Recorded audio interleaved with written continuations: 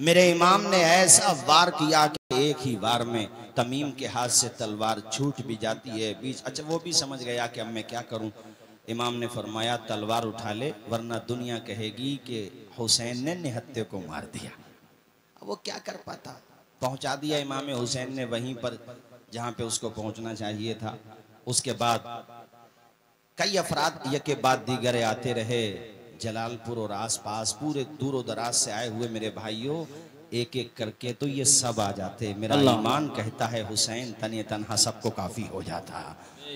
कुत्तों की आदत होती है कि चारों तरफ से हमला कर दिया एक शेर पे, कोई तीर से, कोई तलवार से, कोई खंजर से, कोई भाले से। इतने जख्म लगे मेरे हुसैन के कि पुश्ते फर। चूँकि मुझे करबला के बाद के वाक़यात भी बयान करने, इसलिए मैं सीधा सीधा उसी तरफ चलता हूँ कि आप पुश्ते फरस से ज़मीन पे तशरीफ़ लाए मगर सजदे की हालत में हैं मेरे इमाम। दुनिया वालों को पैगाम दे रहे हैं, ज़माने वालों गवाह रहना नमाज मेरी कज़ा नहीं है। बेशक जलसा करने वालों, अभी हमारे डॉक्टर आशकार साहब आए हुए हैं रुकनुद्दीन सराय से, मेरे बड़े भाई हैं माशाल्लाह, बड़ी मोहब्बत रखते हैं मुझसे। उन्होंने कहा कि इशा की नमाज जमात से पढ़ी तो कह रहे थे 2 सफ़े थी उसमें आधे नमाजी थे। तो ये सिर्फ मैं यहाँ की शिकायत नहीं कर रहा हूँ, हर जगह की। जलसा बाद में है, नमाज पहले है। नमाज की अदायगी फ़र्ज है, समझ रहे हैं कि नहीं आप। जलसा हो तो जलसे का रिजल्ट भी आना चाहिए। और मैं ये बात ख़वातीन से भी कहूँगा कि ये भी 5 वक्ता नमाज पाबंदी से पढ़ा करें और आप लोग भी 5 वक्ता नमाज पाबंदी से पढ़ा करें। हुसैन इब्ने अली को तो देखो, दुनिया से जा रहे हैं, सजदे तो सबने किए, तेरा अलग अंदाज है, तूने वो सजदा किया जिस पर नबी को नाज है। ऐसा किया हुसैन ने सजदा नमाज में, सजदा नमाज में। ऐसा किया हुसैन ने सजदा नमाज में जैसे झुका हो सब्र का काबा नमाज में, काबा नमाज में। अल्लाह अल्लाह, पूरा बदन लहू, जनाबे वाला पूरे बदन से लहू रस रहा है, मगर फातिमा का बेटा आखिरी सजदा करके दुनिया वालों को पैगाम दे रहा है, मेरे नाना जान के उम्मतियों देखो नमाज कज़ा न करना। नमाज की अहमियत को मेरे इमाम ने बताया, सुभान अल्लाह की शान के साथ बताया। आप अंदाजा तो लगाएं, न मस्जिद में न बैतुल्लाह की दीवारों के साए में नमाज इश्क अदा होती है, तलवारों के साए में। इस्लाम के अलम को उठा या हुसैन ने, बातिल के आगे सर न झुकाया हुसैन ने। क्या चीज है नमाज बता या हुसैन ने, सजदे में अपने सर को कटाया हुसैन ने। ये दश्ते, बड़े सारे लोग मेरे साथ, ये दश्ते करबला से अब भी आती है सदा, हय्या अला सलाती। जरा सारे लोग पढ़े हय्या अला सला, हय्या अला सलाती, हय्या अला सला। दी हजरते बिलाल ने काबे से जब सदा। माशाल्लाह, ये हमारे रावा बुजुर्ग से अल्लाह खुश रखे। वैसे जलसों का माहौल पूरे इलाके को रावा बुजुर्ग नहीं दिया है भाई, ये बात तो मानना पड़ेगी। रावा बुजुर्ग ये पंसुखा, अल्लाह शाद व आबाद रखे, सबको खुश रखे।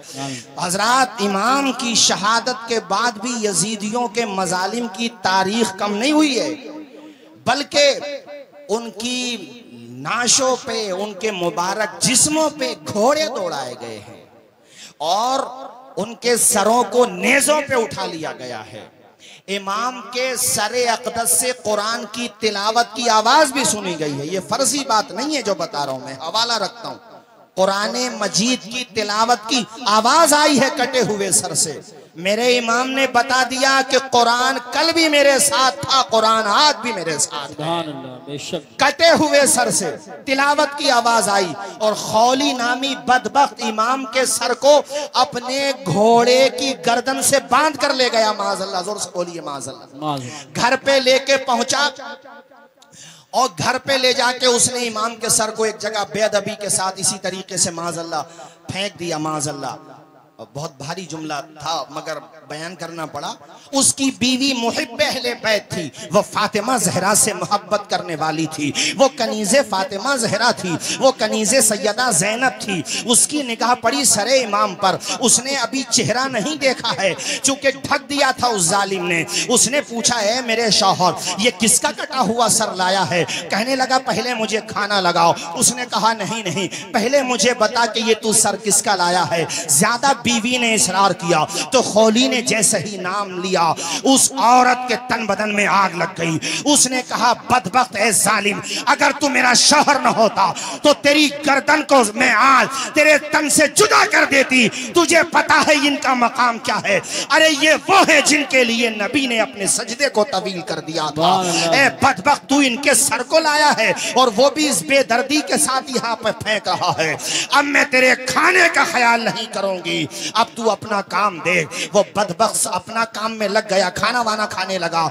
ये सीधा गई इमाम आली मकाम के सरे अक़दस को एक साफ कपड़े में लिया और आपकी जुल्फों पे जो गर्दो गुबार लग गया था रास्ते में, और जंग करते हुए उसने अपने दुपट्टे, साफ सुथरे कपड़े से दुपट्टे से उसको साफ किया, फिर आपके माथे को साफ किया, आपके पूरे चेहरे को। उस औरत का बयान है, खुदा की कसम, लोगों के वो सर जो तन से जुदा होते हैं, उन सरों में और चेहरों में वो रौनक नहीं होती है जो नबी के नवासे के कटे हुए चेहरे के अंदर रौनक। बेशक नारे तकबीर, नारे रिसालत, नारे हैदरी, नारे गौसियत, मसलके आला हज़रत। औरत कहती है, मैंने इमाम के सरे अक़दस को एक तश्त में रखा और उसके बाद मैंने बड़ी इज्जत के साथ अपने घर पे जो सबसे अच्छी जगह थी वहां पे रखा। मेरा शौहर बदबख्त खौली जाकर के तो सो गया, अपनी कमीनगाह में जाकर के सो गया, मगर मैं पूरी रात इमाम आली मकाम के चेहरे की ज़ियारत करती रही।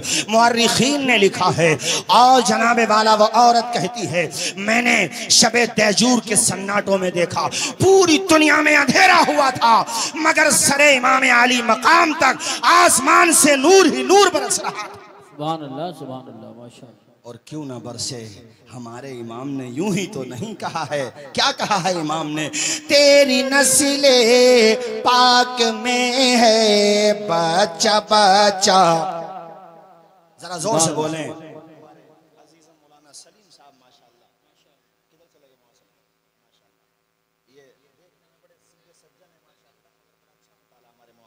माशाल्लाह, पढ़िए मेरे साथ झूम के जरा। तेरी नस्ले पाक में है बच्चा बच्चा नूर का, तेरी नस्ले पाक में है बच्चा बच्चा नूर का, नूर का। तू है ऐने नूर तेरा, तू है ऐने नूर तेरा, सब घराना नूर का। बोलो, सब घराना। जैसा अकीदा है वैसी आवाज आना चाहिए, सब घराना, जोर से, सब घराना। वो औरत कहती है, मैं पूरी रात इमाम आली मकाम के सरे अक़दस और आपके चेहरे मुबारक की ज़ियारत करती रही। दिन निकला। अच्छा, फिर ये सर जो है अलग, जितने भी शोहदा के सर थे, ख़ासतौर पे इमाम हुसैन सैयद शुहदा का सर, कूफा का जो गवर्नर था जिसका नाम उबैदुल्लाह इब्न ज़ियाद है, उसके दरबार में जब पहुंचा, क़ारी साहब लिखा हुआ है कुतुब तवारीख़ में कि उबैदुल्लाह इब्न ज़ियाद के हाथ में एक छड़ी थी। छड़ी मतलब समझते हो नहीं, छड़ी। तो वो इमाम के लबों पे उस छड़ी को मारने लगा, मतलब इस तरीके से, और उसके मुंह में जो जुमले आ रहे थे वो मैं नकल भी नहीं कर सकता। उस दरबार में इत्तेफाक ये कि हज़रत ज़ैद बिन अरक़म सहाबी रसूल बैठे हुए थे। उन्होंने ये तौहीन देखी, हालांकि वो गवर्नर था और कितना जालिम गवर्नर था आप उसके बारे में जानते ही हैं, मगर वो चूँकि सहाबी रसूल थे, उनसे ये तौहीन बर्दाश्त न हुई। हज़रत ज़ैद बिन अरक़म खड़े हो गए और आपने कहा, ओ बदबख्त, तू होगा गवर्नर, तू अपने मनसब पे ज्यादा ना इतरा। जानता है ये किसका सर है? ए बदबख्त, इन लबों पे तू छड़ी मार रहा है। मैंने अपने माथे की आंखों से देखा है कि मैं राज के दूल्हा इन लबों को चूमा करते थे। गवर्नर उसको ये लगा मेरी इंसल्ट हो गई, मेरी तौहीन हो गई। और अल्लाह वाले किसी जालिम हुक्मरान से नहीं डरते, किसी ताकतवर से नहीं डरते। वो साफ साफ ऐलान कर देते हैं कि आपके सर पे जो ये ताजे हशम रखा है, हम फकीरों ने इसे जेरे कदम रखा है। ज़ैद बिन अरकम डरे नहीं, आप घबराए नहीं। उसने कहा पकड़ो इन्हें। आप दरबार से निकलने लगे और उसने फिर कहा कि बूढ़े हो, ज़ईफ हो, उम्र ज्यादा है, इसलिए छोड़ रहा हूं, वरना गर्दन तुम्हारी भी मार देता। ज़ैद बिन अरकम ने कहा मारने की धमकी क्या देता है? अरे तू नवासे रसूल का कातिल है, तो हमें कत्ल करने में तुझे क्या जाएगा? कत्ल कर दे, मगर जबान से निकलेगा तो हक निकलेगा नबी का। सहाबियों गलत बात नहीं करूंगा। जरा जोर से बोलो सुभान अल्लाह। क्या बेहतरीन जवाब दिया हजरत ज़ैद बिन अरकम ने। मर्द हक बातिल के आगे मार खा सकते नहीं, सर कटा सकते हैं लेकिन सर झुका सकते नहीं। सुभान अल्लाह, सुभान अल्लाह। हजरत ज़ैद बिन अरकम दरबार से बाहर आ गए। खैर ये इमाम आली मकाम के सर को इन लोगों ने कहा कि नेज़ों पे बुलंद करो, पूरे कूफा में घुमाओ। घुमाया गया। जामा मस्जिद में ये तकरीर करने के लिए मिंबर पे गया उबैदुल्लाह इब्न ज़ियाद, और जाकर के इमाम आली मकाम की शान में इसने ना ऐसे जुमले के नकल भी नहीं किए जा सकते, माज़अल्लाह। बस समझ लो कि बुराई करता रहा। वहां पे हजरत अब्दुल्ला बिन अफीफ अज़दी बैठे हुए थे। बहुत बड़े मुहिब्ब अहले बैत थे, अहले बैत अतहार से बेपनाह मोहब्बत करते थे। उनसे जब्त ना हो सका, आंखों से माजूर थे, नजर नहीं आता था। उन्होंने कहा कूफा के लोगों, खुतूत लिख के तुमने बुलाया और ये कुत्ता तुम्हारे मिंबर पे बैठ के बकवास कर रहा है, और तुम्हारी आंखों में रोशनी भी है, मगर दिल अंधे हो चुके हैं। तुम सब चाहो तो इसकी जान भी ले सकते हो, मगर बहरे हो गए हो, अंधे हो गए हो, हिम्मत नहीं तुम्हारे अंदर। मैं आंखों से माजूर हूं, मगर ये तौहीन हुसैन की बर्दाश्त नहीं कर सकता।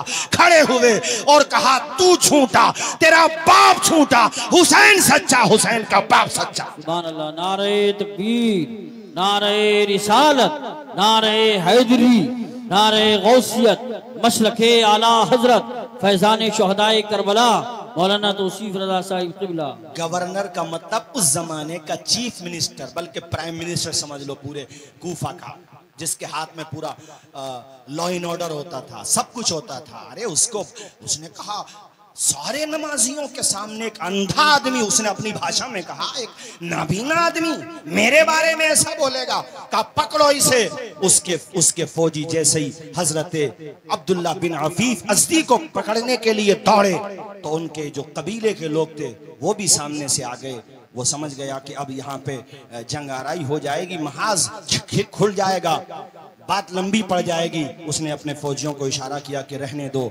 उस वक्त मामला ठंडा हुआ, मगर सब अपने अपने घरों पे चले गए। फिर किसी और दिन या फिर उसी रात में किसी और दिन जब उसको मौका मिला, हजरत अब्दुल्ला बिन अफीफ अज़दी जो माजूर थे, नाबीना थे, ओ लोगों, किसी नाबीना को नाबीना समझ के हकीर न समझना। हकीकत में तो नाबीना वो है कि आंखों में नूर हो और मुस्तफ़ा की अजमत को ना देखता हो। हकीकत में बहरा वो है कि उसकी कानों में समात की ताकत है, मगर वो कुरान की तिलावत न सुनता हो। वो इंसान जिसकी आंखें अगरचे नाबीना हैं, मगर दिल मुस्तफ़ा की मोहब्बत में चूर है, हुसैन की मोहब्बत में चूर है, अहले बैत की मोहब्बत में चूर है, वो सहाबा की मोहब्बत भी रखता है साथ में। ओ भाइयों, तो वो नाबीना होकर के भी अल्लाह रसूल को प्यारा होता है। अफीफ हजरत अब्दुल्ला बिन अफीफ अज़दी को इसके लोग गिरफ्तार करके ले गए और इसने कहा कत्ल कर दो। हजरत अब्दुल्ला बिन अफीफ अज़दी को भी कत्ल कर दिया जाता है। और साथियों, जुल्म रुकता नहीं है इन लोगों का। ये बातें बहुत हैं, बस तेजी से सुनते चलिए। ये सब यानी सरों को और फिर काफिले वालों में कौन कौन है? हजरत ज़ैनब हैं, हजरत फातिमा बिनते हुसैन हैं। फातिमा इमाम हुसैन की बेटी का नाम भी फातिमा है, बड़ी बेटी का नाम फातिमा है। और मैं आपकी मालूमात के लिए बताऊं कि हजरत इमाम हुसैन की छोटी बेटी का नाम सुकैना है, जिसको हम और आप आसानी के लिए, तलफ़ुज़ में आसानी के लिए सकीना बोल देते हैं। वो छोटी बेटी हैं। हजरत फातिमा बिनते हुसैन का जो निकाह हुआ है वो इमाम हसन के बेटे हसन हसन मुसन्ना से हुआ है, और फिर उनसे जो नस्ल चली है वो हसनी सादात कहलाते हैं, और जो इमाम ज़ैनुल आबिदीन से नस्ल चली है वो हुसैनी सादात कहलाते हैं। जरा जोर से बोल दो ना यार सुभान अल्लाह। और मेरे भाइयों तवज्जो के साथ सुनो, हजरत ज़ैनब अल्लाह अकबर ये कौन है? ये हजरत इमाम अली मकाम की बहन है। अल्लाह अकबर। उस रोज कारी साहब और हम साथ साथ थे अभी बड़े हसनपुर के पास। मैंने वहां पर भी ये कहा था कि दास्ताने करबला रिश्तों की अहमियत बताता है, भाई भाई में कैसी मोहब्बत होना चाहिए। अब्बास अलंबरदार से पूछो, अबू बकर बिन अली से पूछो, हजरत उस्मान बिन अली से पूछो, ये बाप शरीक भाई हैं, माँ शरीक और बाप शरीक भाई। हजरत इमाम हसन थे जो शहादत सिर्री के दर्जे पे फाइज हो चुके थे।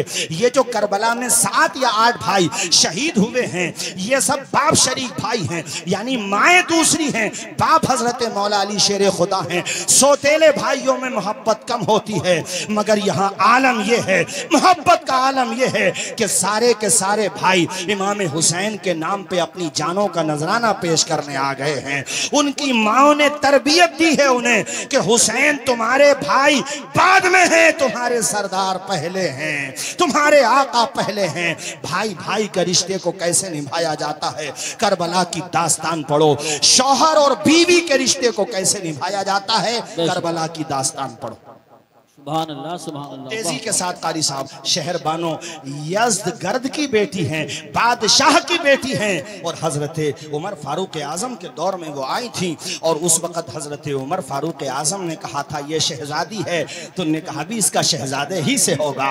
कितने नादान हैं वो लोग जो मोहब्बत अहले बैत का झूठा दावा करें और हजरत उमर के बारे में बकवास करें, हजरत अबू बकर उस्मान के बारे में बकवास करें। उन्हें तो इतनी मोहब्बत है कि हजरत शहर बानों के लिए रिश्तों की लाइन लगी हुई है, मगर हजरत उमर ने कहा नहीं नहीं ये शहजादी है, तो उन्होंने कहा इसका शहजादे ही से होगा। सबने कहा हुजूर किससे होगा, कि आपके बेटे से होगा। कहा नहीं, अली के बेटे हुसैन से होगा। जरा जोर से बोलो ना यार सुभान अल्लाह, और मचल के बोलो जोर से सुभान अल्लाह। वो शहर बानो बादशाह की बेटी, और देखो मैदान करबला में वफा की कैसी तारीख रकम कर रही हैं। अल्लाह अकबर। बहन का रिश्ता भाई से कैसा होता है, ज़ैनब से पूछो, और भाई का रिश्ता बहन से कैसा होता है, हुसैन इब्ने अली से पूछो। अल्लाह अकबर। दरबार में जब यजीद के ये मैं बहुत तेज़ी से दिमश्क और फिर उसके बाद चूँकि मदीना शरीफ वापसी, और फिर बाद में इन यजीदियों का अंजाम क्या हुआ, कैसे चुन चुन के मारे गए, और आज तक यजीद ये सर ना उठा सकी। आज कोई यजीद से मोहब्बत करने वाला भी हो तो वो अपनी निजी महफिलों में यजीद का दिफा कर सकता है, उसके अंदर ये हिम्मत नहीं कि खुल के मैदान में आ जाए। और कोई खुल के मैदान में आ भी जाएगा तो जलील होके जाएगा, वो रुस्वा होके जाएगा। जब यजीद के बेटे मुआविया ने अपने बाप की खिलाफत को ठोकर मार दी तो औरों का हाल क्या होगा। ऐ लोगों तवज्जो फरमाइए, यजीद के बेटे का नाम भी मुआविया था। तवज्जो फरमाइए हजरात, मैं ये अर्ज कर रहा था आप लोगों से कि दरबार में जब पहुंचे यजीद के दरबार में, तो वहां पर सैयदा ज़ैनब ने जो खिताब किया है, आपने फरमाया था ए यजीद, मेरे भाई को कत्ल करने के बाद ये ना समझना कि मेरे भाई हुसैन का जिक्र खत्म हो जाएगा, मेरे खानदान का जिक्र खत्म हो जाएगा। याद रखना तेरा नाम चंद दिनों तक बाकी रहेगा, मेरे भाई का नाम क़यामत तक बाकी रहेगा। वो जन्नती जवानों के सरदार हैं, लिहाजा चर्चा उनका जहां फर्श पर रहेगा वहां अर्श पर भी रहेगा, जन्नत में भी रहेगा। ऐ जालिम कान के पर्दे खोल के सुन, ऐसा खिताब किया था हजरत ज़ैनब ने पर्दे की ओर से कि नाना के नवासे ने मुसल्ला नहीं छोड़ा, सर तन से जुदा हो गया, सजदा नहीं छोड़ा, दरबार में बोली भी तो लहजे में अली के, ज़ैनब ने किसी हाल में पर्दा नहीं। सुभान अल्लाह, सुभान अल्लाह, माशाअल्लाह। ऐसा नायाब खिताब किया था हजरत सैयदा ज़ैनब ने। हजरत नौमान इब्ने बशीर, ये जो कूफा के गवर्नर थे पहले, जिनको माजूल कर दिया था यजीद ने, जिनकी जगह उबैदुल्लाह इब्ने ज़ियाद को बिठाया था, नौमान इब्ने बशीर को बुलाया गया। फिर नौमान इब्ने बशीर के साथ इस खानवादे को मदीना शरीफ भेजा गया, और मदीना शरीफ जब ये खानवादा पहुंचा है, अल्लाह अकबर कबीरा, उस मंजर को ना पढ़ा जा सकता है कमा हक़्क़हू, ना सुना और सुनाया जा सकता है। बस इतना समझ लीजिए कि क़यामत सुग़रा एक वो थी जो करबला में बपा हुई। करबला के बाद भी जो पूरे रास्ते में, और अब जब मदीना शरीफ ये काफिला पहुंचा है, अहले मदीना सरहद पे आ गए थे मदीना शरीफ की, और सबकी निगाहें तलाश करती थी नवासे रसूल को। अल्लाह अकबर। कोई आंख ऐसी न थी जिसमें आंसू न हो, कोई दिल ऐसा न था जिसमें आंसुओं का पैमाना न छलक रहा हो। अल्लाह अकबर। हजरत इमाम ज़ैनुल आबिदीन जो इमाम हुसैन के साहबजादे हैं, जिनसे नस्ल हुसैनी चली है, आप जैसे ही मदीना शरीफ पहुंचे हैं तो पहले सीधे अपने घर नहीं गए, बल्कि प्यारे नबी की तुरबत अथर पे गए हैं, आपकी कब्र अथर पे गए हैं, रोज़े पाक पे गए हैं। और जाते ही जैसे ही प्यारे नबी की कब्र पे आपकी निगाह पड़ती है, बेसाख्ता आपकी आंखों से आंसू निकलने लगते हैं, दिल के पैमाने आंखों से छलकने लगते हैं, सब्र का बांध टूट जाता है। कहते हैं नाना जान अपने नवासे का सलाम कबूल कर लीजिए।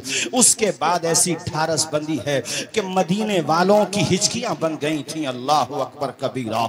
ये वो इमाम ज़ैनुल आबिदीन हैं जो आम तौर पे आम दिनों में भी रोजे से रहा करते थे। हमारे मुसलमानों से तो रमजान के रोजे नहीं रखे जाते, ये वो हैं कि जो आम दिनों में भी रोजा रखा करते थे। और जब वक्त अफ्तार कभी मशकीज़े का ठंडा पानी सामने आ जाता तो आंखों से पानी निकलने लगता था। लोग कहते थे इमाम आप पानी को देख के क्यों रोते हैं? कहते थे मुझे करबला की याद आती है। अल्लाह अकबर। ये वो इमाम ज़ैनुल आबिदीन हैं कि जब इनका इंतकाल हो गया था, नहलाने वाले ने इनको लहलाया। अल्लामा ज़हबी ने सियर व आलामिन नुबला के अंदर ये बात लिखी है कि गस्साल ने जब इनको गुस्ल दिया तो जब इनकी कमीज उतारी उसने, तो उसने देखा कि आपकी पुश्त पे, आपकी पीठ पे वजन उठाने के निशानात हैं। वो उसने ये बात आकर दफन के बाद मदीने शरीफ में अलग अलग जगहों पे कह दी। पूरे मदीने में ये चर्चा हो गई कि इमाम हुसैन के साहबजादे ज़ैनुल आबिदीन को किसी ने बोझ उठाते हुए भी नहीं देखा, तो फिर वो पीठ पर निशानात कैसे पड़ गए, आपकी पुश्त अथर पे निशानात कैसे पड़ गए? चर्चा ज़्यादा हुई तो आपके खादिम खास ने कहा मदीने वालों, मुझसे मेरे इमाम ने मना किया था, राज था, मगर तुम न जाने क्या क्या समझने लगो, इसलिए अब बताना भी ज़रूरी है। ए मदीने वालों, जानते हो हुसैन इब्ने अली के शहजादे हज़रत इमाम ज़ैनुल आबिदीन सैयद सज्जाद हमारे आला हज़रत इनके वसीले से दुआ मांगते हुए कहते हैं सैयद सज्जाद के सदक़े में साजिद रख हमें, इल्म हक़ दे बाक़रे इल्म हुदा के वास्ते, जो सजदा करने वालों का सरदार है वो ज़ैनुल आबिदीन। अल्लाह अकबर। जिसने नस्ल हुसैनी चली है जिससे, वो इमाम ज़ैनुल आबिदीन जो सब्र की चट्टान बन के जिंदा रहा। चट्टान तो फिर भी चट्टान होती है, ये वो है कि चट्टान से भी ज्यादा मजबूत रहा। वो इमाम ज़ैनुल आबिदीन जो तहज्जुद गुजार, वो इमाम ज़ैनुल आबिदीन जो नवाफिल अदा करने वाला, गरीबों में सदका खैरात करने वाला। कहा मदीने वालों, तुम ये जानना चाहते हो कि ज़ैनुल आबिदीन की पेशानी पे निशानात कैसे पड़े? ए मदीने वालों, जब तुम बाद नमाज इशा अपनी अपनी ख्वाबगाहों में जाके आराम फरमा हो जाते थे, सो जाते थे, तो उस वक़्त फातिमा का पोता, शेरे खुदा का पोता, इमाम हुसैन का शहजादा हज़रत इमाम ज़ैनुल आबिदीन मस्जिद से बाहर आते। आप पूरी रात इबादत करते थे, कुछ आराम कर लेते होंगे, बस बाकी पूरी रात इबादत में गुजरती थी। कहते हैं उसके बाद वो राशन किट तैयार करते थे। राशन किट समझते हो? खाने का पैकेट, यानी गल्ला, जौ का आटा, कनस्तर तेल का, ये सब तैयार करते। और जब तैयार करके इकट्ठा हो जाते, मैं कहता हुजूर मेरी पुश्त पे रख दें। इमाम ज़ैनुल आबिदीन कहते क़यामत के दिन हर बंदा अपना बोझ खुद ही उठाएगा। अल्लाह ने मेरे बाजुओं में ताकत दी है, तुम बस यहीं पे रहो, मैं खुद अपने कंधे पे उठा के ले जाऊंगा। कहते कि फिर उन घरों पे जाते जिन घरों में यतीम बच्चे रह रहे होते थे, उन यतीमों के सर पे किसी का हाथ नहीं होता था। ऐसी बेवा औरतें होती थी जिन बेवाओं के सर से उनके शौहरों का साया उठ चुका होता था, उनके दरवाजे पे रख के आते, फिर आते और फिर वो लकड़ियों के यानी लकड़ियों को एक जगह कर लेते थे, उन लकड़ियों के बोझ को अपने कांधे पे, ईंधन के बोझ को ले जाते। अल्लाह अकबर। मदीने के वो लोग सुबह को जब नमाज फजर के लिए उठते, उनकी आंखें मसरत से नम हो जाती, दुआएं निकलती, अल्लाह इस बंदे को तू आबाद रख जो बंदा हमें बताता भी नहीं है और हमारी जरूरत पूरी करके चला जाता। इस खूबसूरती से आप मदद करते थे। कहा मदीने वालों, वो जो पीठ पे पुश्त पे निशानात थे वो उसी इमदाद के निशानात थे जो रात के अंधेरे में इमाम किया करता था। ऐ मेरे दीनी भाइयों, ये तरीका अपनाओ हुसैनियत का, इस तरीके से लोगों की मदद किया करो। कारी साहब, मुझे आपके पढ़े हुए अशार याद आ रहे हैं। हुस्न अखलाक की अनमोल निशानी दे दो, गम के ठहरे हुए दरिया को रवानी दे दो। तुम हुसैनी हो तो एहसान के मशकीजे से कोई दुश्मन भी अगर मांगे तो पानी दे दो। रूह की प्यास को अखलाक का प्याला दे दो, अपनी किस्मत के अंधेरों को उजाला दे दो। अपने रूठे हुए मौला को मनाना हो अगर, अपने हिस्से का पड़ोसी को निवाला दे दो। ऐ लोगों, ये तरीका अपनाओ। अल्लाह अकबर। पूछा कि इमाम ज़ैनुल आबिदीन कितने लोगों की मदद करते थे मदीने शरीफ में? कहा मेरी मालूमात के मुताबिक 100 परिवार यानी 100 परिवार ऐसे थे। परिवार की बात कर रहा हूँ, अफराद कितने बैठेंगे? हर परिवार में अगर आप 5 अफराद भी जोड़ लें औसतन तो 500 अफराद बैठते हैं। फरमाया मेरी मालूमात के मुताबिक सिर्फ मदीने शरीफ में 100 परिवार ऐसे थे जिनके घर का चूल्हा जल रहा था तो इमाम ज़ैनुल आबिदीन की मदद से जल रहा था। जरा हाथ उठा के बोल दो यार एक मर्तबा या हुसैन। जोर, पूरा मजमा बोले जोर से या हुसैन। ये इमाम ज़ैनुल आबिदीन, अल्लाह अकबर कबीरा। और साथियों सुनो, अभी यजीद का जुल्म जो है रुका नहीं है। इसने चूंकि जब ये वाकया हो गया था तो मदीने शरीफ में जिन लोगों ने बैयत कर ली थी उनमें इतना गम व गुस्सा भर गया कि एक शख्स ने, देखो मेरी तरफ देखो, एक शख्स ने अपने पाँव की जूती पाँव से निकाली, हाथ से नहीं, इस तरीके से, और जूती बहुत दूर जाके गिरी। कहा हम यजीद की बैयत को ऐसे निकाल के फेंकते हैं जैसे अपने पाँव की जूती निकाल के फेंक दी। और पूरे मदीने में बगावत हो गई यजीद के खिलाफ, सबने बैयत तोड़ दी। इसने नवासे रसूल को शहीद कर दिया पूरे मदीने में। तो अब यजीद ने मुस्लिम इब्ने उक़बा नामी एक कमांडर इन चीफ को अपने साथ, यानी इसने ऑर्डर दिया और कहा कि तुम जाओ और मदीने पे जाके चढ़ाई कर दो। तो उस मुस्लिम इब्ने उक़बा बदबख्त ने 7000 या फिर 4000 फौज के साथ मदीने शरीफ पे जाके हमला कर दिया। वो मदीना कि जिस मदीने में ऊंची आवाज से बोलना बगैर जरूरत के जायज नहीं है, उस मदीने में मस्जिद नबवी में इन जालिमों ने घोड़े बांधे, घोड़े माज़अल्लाह, जहां पर जन्नतुल बकी है वहां पे घोड़े बांधे। अभी मैं सऊदी हुकूमत के हवाले से मैं देख रहा था कि वहां पे कोई उनका खास प्रोग्राम था, तो उस जमाने में सवारी के लिए घोड़े इस्तेमाल होते थे, आज गाड़ियां इस्तेमाल होती थी। तुमने जो किताबों में पढ़ा था आज माथे की आंखों से देख लिया। रोज़े रसूल के पास फॉर्च्यूनर गाड़ियां घुमाई जा रही हैं, जहां के बारे में कुरान ने कहा मेरे महबूब के दरबार में अपनी आवाज ऊंची ना करो वरना अमाल बेकार हो जाएंगे। ये कैसा दरबार है? अरे इमाम अहले सुन्नत से पूछो, आला हजरत कहते हरम की जमीन और कदम रख के चलना अरे सर का मौका है ओ जाने वाले। सुभान अल्लाह। ये ऐसी जगह है और यजीदी फौज ने यहाँ पे घोड़े बांधे। वो लोगों 7000, तवज्जो से सुनिएगा, 7000 सहाबे ने, 7000 या 700, थोड़ा सा मुझे कंफ्यूजन हो रहा है यहाँ पे, चूंकि वीडियोस भी लगी बन रही हैं तो कोई बात गैर जिम्मेदाराना ना हो। बहरहाल इतना कह लीजिए कि बड़ी तादाद में सहाबे किराम को शहीद किया गया। अल्लाह अकबर कबीरा।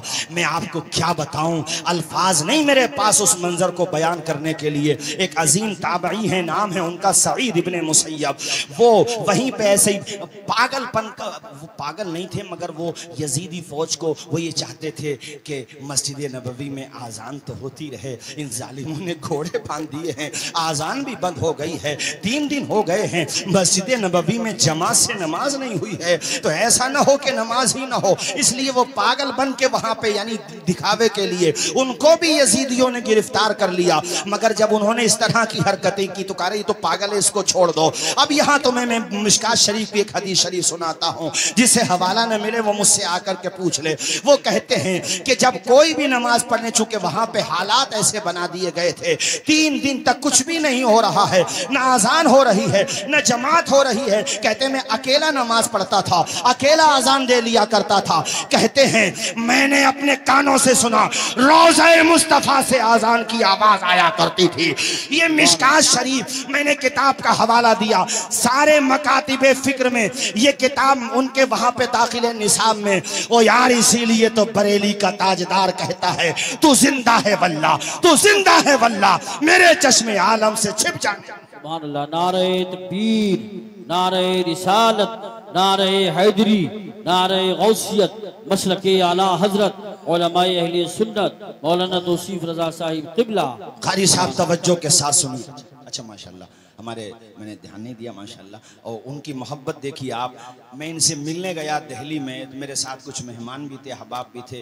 भाई इतनी इन्होंने मेहमान नवाजी की, इतनी मोहब्बत से नवाजा, और माशाल्लाह अपने संबल में रेलवे वाला भी मैटर इन्होंने उठाया। उस सब की तरफ में बाद में ज़रा पहले इसको वाक़े को मुकम्मल कर लें इंशाल्लाह। फिर मैं थोड़ा सा ज़ियाउर रहमान साहब की तरफ से भी इसलिए कहूँगा कि ये ना सोचो कि ये सिर्फ सियासी लीडर हैं, बग़ैर पॉलिटिक्स और बग़ैर सियासत के आपकी किस्मत के फैसले नहीं होते हैं जमहूरियत और डेमोक्रेसी में। इसलिए हमें पूरी उम्मीद है कि जिस तरह से बर्क साहब जब बोलते थे पार्लियामेंट में, मुझे उनके वो अशार बार बार याद आते हैं। अभी क्या है कि बूंद को तरसेगा मैं खाना, जो अहले ज़र्फ़ के हाथों में पैमाने नहीं आए। उसी अंदाज में हमारे ज़ियाउर रहमान बर्क साहब भी बोले हैं, और बहुत अच्छे अंदाज में बोले हैं। मालिक इनको हुसैनियत का सच्चा जज्बा अता फरमाए, हुसैनियत का सच्चा हौसला अता फरमाए। अल्लाह ताला ने जिस तरह इनके दादा को जुर्रत, बहादुरी और हिम्मत अता फरमाई थी, हमने वो रंग उनके पोते में भी देख लिया है माशाअल्लाह। और हमें उम्मीद है कि उसमें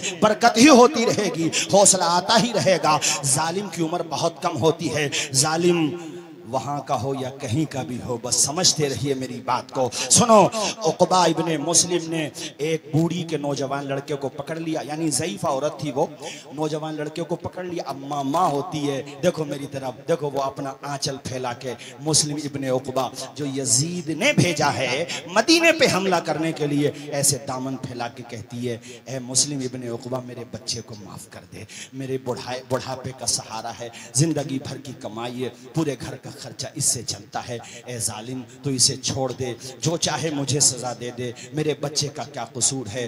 तो उसने देखो, उसने सामने खड़ा किया और फिर उसने गर्दन पे तलवार मारी, और वो जवान लड़का जो था शहीद हो गया। फिर उसके सर को इस औरत के, वो जैसे दामन फैलाई हुई थी ना, उस दामन में डाल दिया और कहा, ये गनीमत नहीं समझती कि हमने तेरी ज़िंदगी को माफ़ कर दिया है, तेरी ज़िंदगी को बख्श दिया है। जालिम जब जुल्म करता है ना, तो इसी तरह से जुल्म करता है। जुल्म तो हमारे और आपकी निगाहों के सामने हैं, मगर याद रखो सुबह मगरूर को वो शाम भी कर देता है, शोहरतें करके ख़त्म गुमनाम भी कर देता है। वक्त से आंख मिलाने की हिमाकत न करो, वक्त इंसान को नीलाम भी कर देता है। वक्त का पहिया कब बदल जाए, हालात कब बदल जाए पता नहीं चलता है। अब से 6 महीना पहले बांग्लादेश में जिस शेख हसीना का सिक्का चला करता था, सर छुपाने को जगह नहीं मिल रही है दुनिया में। ये कादिर मुतलक है, पूरी दुनिया का मालिक वो है, संसार की रचना करने वाला रचयिता वो है। वो सिर्फ इंसान को मोहलत देता है। असल में पावर अगर किसी के पास है तो वो रब्बुल आलमीन के पास है, उसके अलावा कोई मालिक हकीकी नहीं है, वो सिर्फ मोहलत देता है।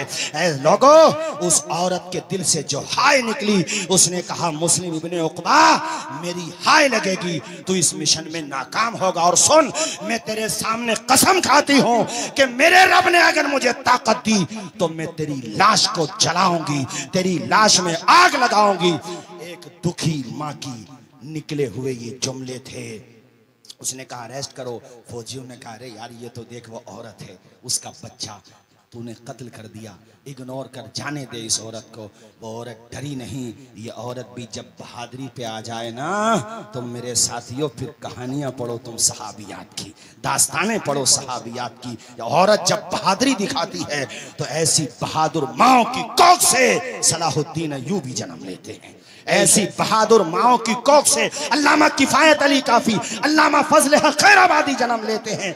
ऐसी बहादुर माओ की कोख से मौलाना शौकत अली और मौलाना जौहर अली के जिनको जब अंग्रेजों ने अरेस्ट किया और आकर के रामपुर में उनकी माँ को किसी ने बताया अरे तुम्हारे तो दोनों बेटों को ईस्ट इंडिया यानी ब्रिटिश गवर्नमेंट ने अरेस्ट कर लिया है, तो उस माँ ने मुसल्ला बिछाया, 2 रकत नमाज पढ़ी, कहा सजदे शुक्र अदा किया है कि मेरे बेटों ने आज जिंदगी में कोई बहादुरी का काम किया है।